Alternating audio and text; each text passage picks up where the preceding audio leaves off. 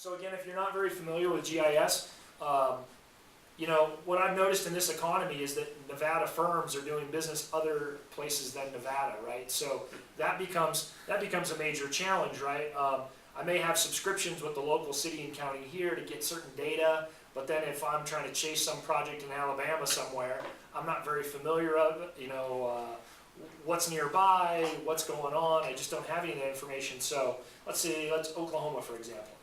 Oklahoma, Nothing nearby. free GIS. They actually have a pretty good site. I've been here a few times. We had a contractor.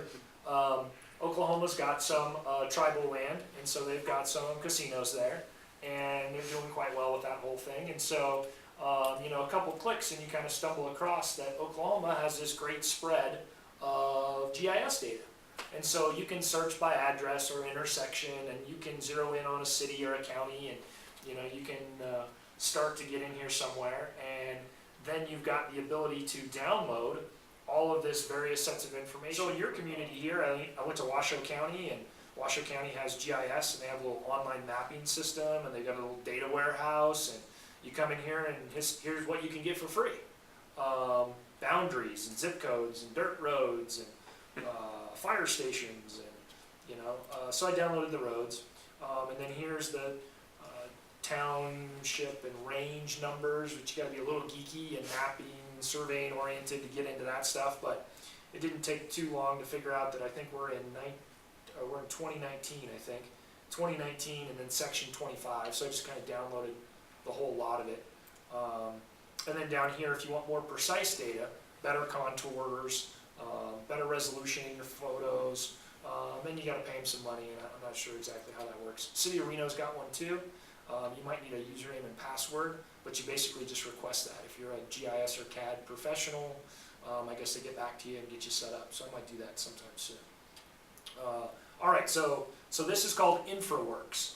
So for people that have the infrastructure design suite, premium or ultimate, you have this. For people that have building design ultimates, you have this. And this is a presentation tool. It's a conceptual design tool.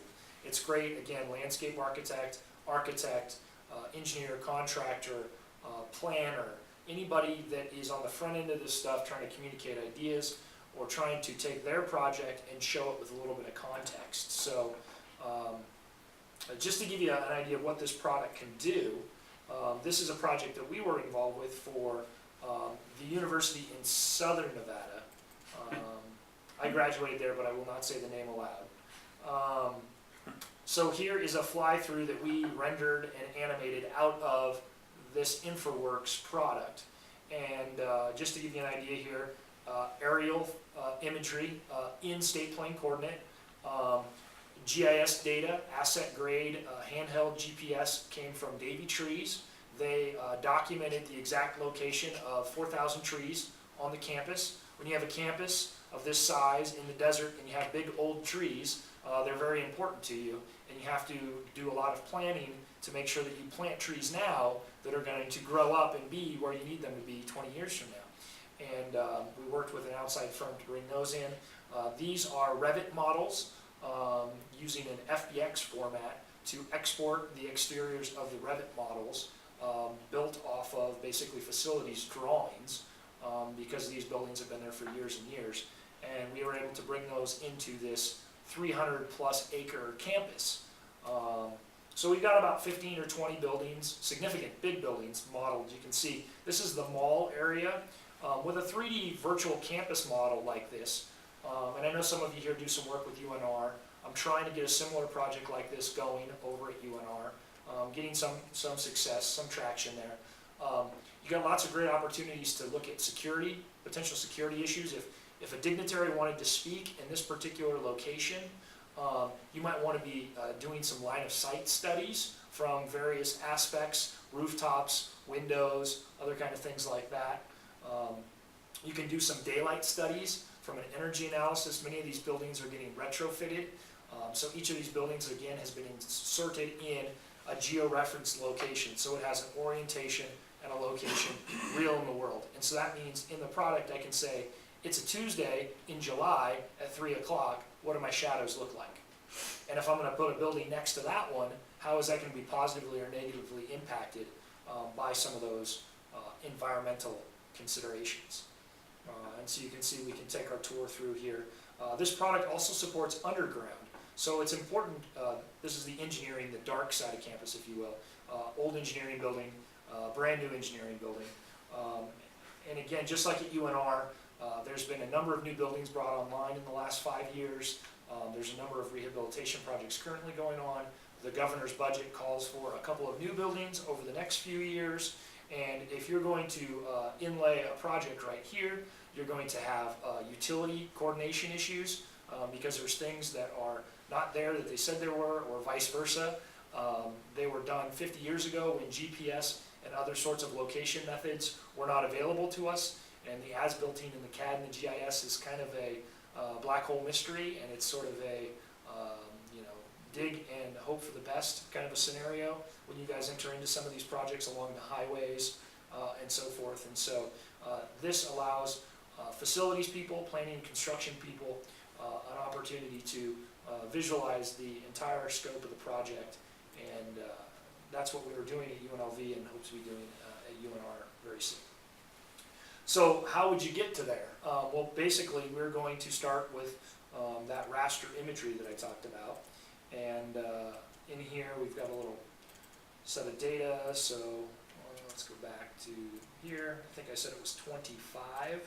So this is a geo-referenced TIFF image courtesy of Washoe County, and I can go in here and tell it that it's Nevada 83 west feet. That's sort of the coordinate system for this neck of the woods, if you will. And I can refresh that, and now I have that set of information. So again, if you were a surveyor, those coordinates, the X and the Y down on the bottom, would be meaningful to you. If you're not a surveyor, you still want to take advantage of the sun study capabilities, so you need this thing to be located correctly in the world. And then we would maybe add in some roads. So we'll come in here. This is the campus that we're at right now. We're over here somewhere. And then maybe I'll add in that road data, that shape file from, there's the Washoe County roads. I have to tell it what it is. Notice all the different data types that this supports: buildings, pipelines, roads, terrain, trees. So in this case, buildings, no, roads. Roads, and I could do some other fancy stuff. It's already got a coordinate system assigned to it, so I'll just kind of drop it in. And then give it a second. Now I just brought in roads for the whole county, so it's going to be more than I need. Sometimes there's easier ways to kind of clip the information. But you'll see in the image, once it gets finished reloading, you see where I had a picture of roads. Now I actually have roads. So there's my road object that came across. That leads into the campus there. There's that double road, and I can kind of tilt this thing. Again, I don't have the relief. It would take a little bit more effort to do the relief. The roundabouts are popular on your way up to TMCC, so here's one of those. Those are fun. Easier to import than to draw directly in the software package, but all right, so now, and if I zoom out a little bit, do I see more than yeah, see, I see a bunch more. My roads are kind of running off into the beyond, so maybe I'll come in here and just create a little box around. So this is really all I'm interested in. If I was a smaller subset that I was interested in, I could go ahead and do that as well. All right, so there's the little piece of the world that I want to work with. And again, I want to come in here and I want to say, okay, this road, it really doesn't look like that in real life. It's a little sexier, if you will, in real life. So I come over here to my palette, and I've got all these pre-created road capabilities. And so, okay, what would it look like if I made it with the little greenway strips on the side? Oh, that's cute. They like that stuff out in the suburbs. What about water's no question. What about the lights? We probably can't see anything out here in the middle of the dark. So there's light poles every so often. So Is it Google Earth-ish? Kind of. Is it SketchUp-ish? Yeah, kind of. But it's geared towards what a civil land planner would want to be able to communicate to somebody. And so at this point, am I worried about curb return radiuses and vertical curves and all the difficult pieces and parts that it takes to make a roadway model or grading or any of that crap? No. No, because they haven't decided if the parking lot's over here or if the parking lot's over here, or if the road to your project goes around this side of the mountain or that side of the mountain. So why do you want to spend hours and hours and hours and hours in some CAD program that's really heavy, creating a bunch of really detailed information that they're just going to change 3 times anyway? Am I right? All right, so now, so again, we could, so what other kind of product, what other kind of features can I put in here? Well, let's say I want to model up, let's come over here, and let's say I want to model up this building right here. So there's a building tool, and I can come in here and sort of, you see I get some distances. So this is real world distance stuff, and I can kind of follow sort of closely what this is going to look like. Just cut across here.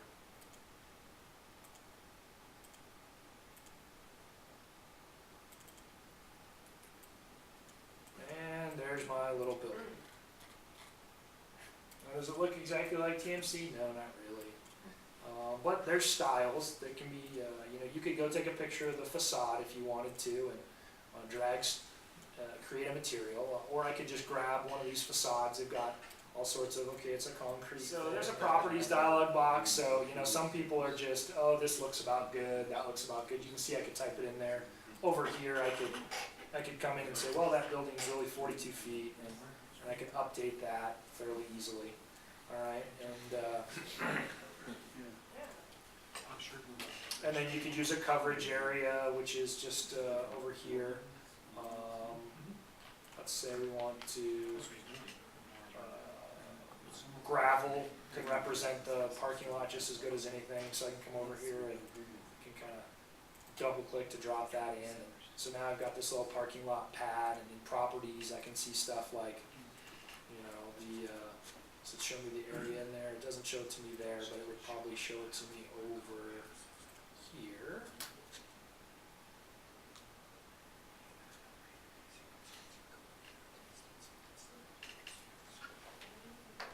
So that coverage area is about 85,000 square feet. And so what you can do over here is if this becomes your existing model, right? So I spend as much time as I want sort of creating what's around me. So that when I decide to put my project right here, Joe's Bar and Grill or whatever, then you can look at that thing from this particular vantage point and see what you won't see and what you will see and that kind of thing. So once I do this, I can hit add. It should ask me here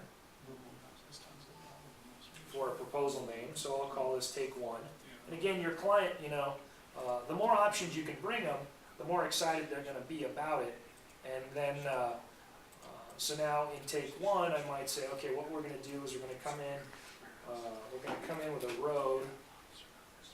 Let's close this up. We're going to come in with a road. We're going to take our road and tie it in right there. All right, so there's my road out to my project, and my project's going to have a water area over here, and it's going to have a collection of trees right here. And if I don't like the tree, I need taller trees. I need more density. I need less density. All those things are adjustments that I can make with my trees. You see my shadows there. And now I'm to the point where I can go ahead and create my building. And again, if I'm a civil guy, maybe I just want to use these sketch tools to kind of throw in what that building footprint's going to look like. And if I'm an architect, I might actually want to bring that model in, import.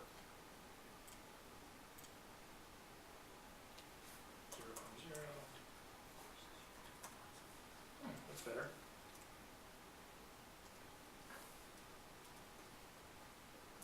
FBX is the file that you can use. It's a good Autodesk file for this fountain. It communicates lights and cameras, which you don't typically need, but primarily objects and materials, which is what I'm interested in. And I'm not sure if this one's got any materials, but we'll find out. And so now, this is just yet another data source that I could bring in. So I could come over here and I could say import 3D model and point it at my fountain. And I'm going to go in here and tell it that it's a building. Tell it that I want to place it interactively, and I should be carrying it around. There we go. And it's got the materials. We've got a winner. All right, and there it is. So I can leverage other people's models to quickly improve my design. You want to scale that down a little bit. Just a little. There we go. Rotate that around. All right. You know, you can move it just along the X and the Y because I don't want to set the thing into the ground, so you can kind of translate it around pretty easily. Now I could go into Revit and I could create some sort of extravagant 3D model, and I could do the same kind of concept, just import it. You can see the point clouds that we can also deal with. Other kinds of data layers that we might want to bring in. You can see that I can create distances within the model.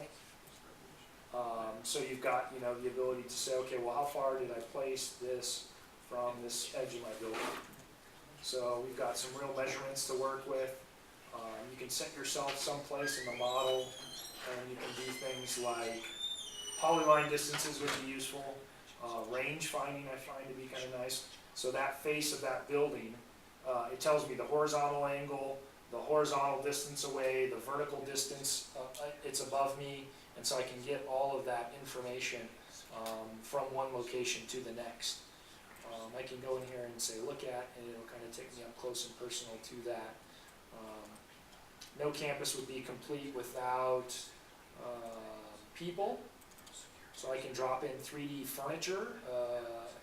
There's some people, and I can also drop in a hot dog stand, and then now I can start to look at, okay, I can see those shadows. So now we come in here to analyze, and we turn on I don't even have to do that now. We can just come over here. Does it show on my ribbon? There we go.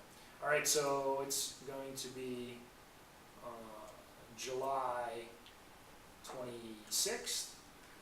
It's going to be, see how that shows me that whole, at 6 o'clock in the morning, long shadows, sun's above, 9 o'clock, 10 o'clock, 11, 12 o'clock. Now we're going the other way. It's 2 to 3 in the afternoon, and then we're back to 6 o'clock. And so that's the long shadow of the fountain across the road as we've designed. So then we've got the ability to add in pipelines, or we want to do the below ground information. We can do pipelines and pipe connectors. You can see, with some of these other tools, very, very similar concepts. We can create bookmarks for this particular location for project 1, let's say. We can create snippets of the model, so maybe I'll come over here and get this from the top view again. Okay, although I've got all this land to work with, I might want to kind of zero in on creating what's called a scenario, or just a certain piece of my model. So let's do this. Let's tell it we just want to kind of work with, this area is kind of the extent of where I've been drawing stuff. And again, I'm trying to hit the bottom. Let me see if this is such auto hide. A little more space.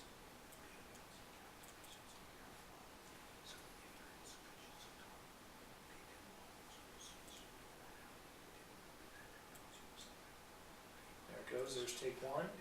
And I can publish this up to the cloud, the Autodesk 360 cloud account that I have.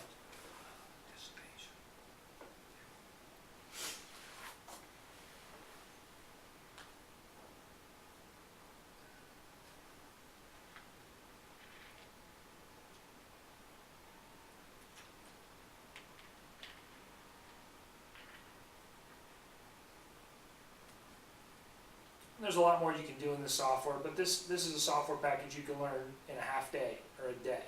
And you know, you can take a couple of example projects that you're right in the middle of and bring them to life using data that you have in hours. Great for show reels to market your firm, great for communicating your ideas to the public, the client, coworkers, whatever that case may be. You can see, you can add your, like you saw in our video, you can use storyboarding to create a quick little animation. You can include a watermark for yourself or your client, so as you distribute that video, you've got that ability to get credit for the work that you've done.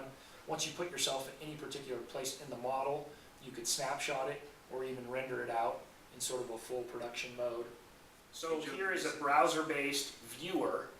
So I've done my sketch, I've posted it to my cloud account, and I've invited the customer via email, and they click the link and they download a little widget, and then they're on the other end, and then they have this to navigate and experience for themselves. So just like we were able to do, they're able to turn on and off various pieces of the design. They're able to, you know, go to various views, deal with level of detail, kind of navigate the thing and zoom in and say, hey, I don't like this, move this over here, all those kinds of things. You can see they're pretty easy for them to be able to do.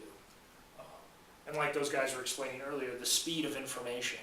The amount of time it used to take to visualize a project, send it out for render, send it out for watercolor, send it out to the printer, FedEx it to the client, client to mark it up, client to FedEx it back.